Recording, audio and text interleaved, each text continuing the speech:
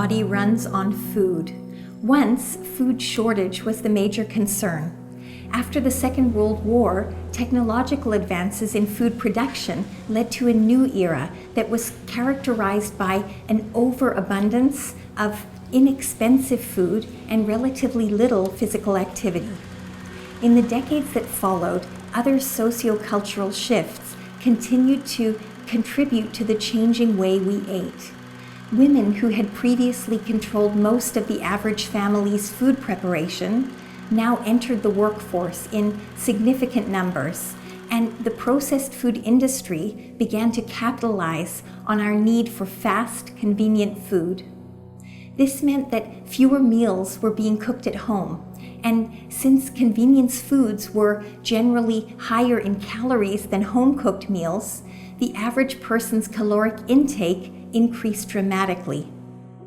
Academics studying the intersection of food and health, like Michael Pollan, have written extensively about the implications of this cultural shift on the way we eat today. To the extent we outsource our food, first we eat less healthy food, more salt, fat, and sugar, but we also eat more food because processed food is often designed as snack food and marketed to us as a way to eat continually through the day. The changes in the way we as a society ate led to the emergence of obesity as a recognized chronic disease with well-defined health consequences. And medical recommendations were made to try and address this growing health crisis. In the second half of the 20th century, a lot of attention was focused on reducing saturated fat and total fat in our diets. And the processed food industry responded by giving us what we wanted.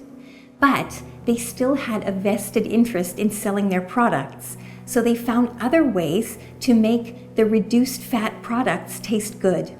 One way they did this was by adding significantly more sugar and other forms of sugar like corn syrup to almost everything we ate. This not only made the reduced fat foods more appealing, but it also increased their shelf life. So the food industry had a huge incentive to add corn syrup and other sweeteners to packaged foods. The resulting increase in our intake of simple sugars fueled our modern epidemics of obesity and diabetes.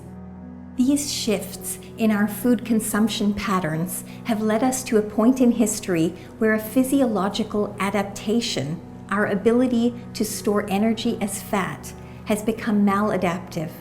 The balance between food availability and energy expenditure has been disrupted, and it's left us with an exponential increase in the incidence of obesity over the past 60 years, an epidemic that the World Health Organization has labeled a worldwide public health crisis.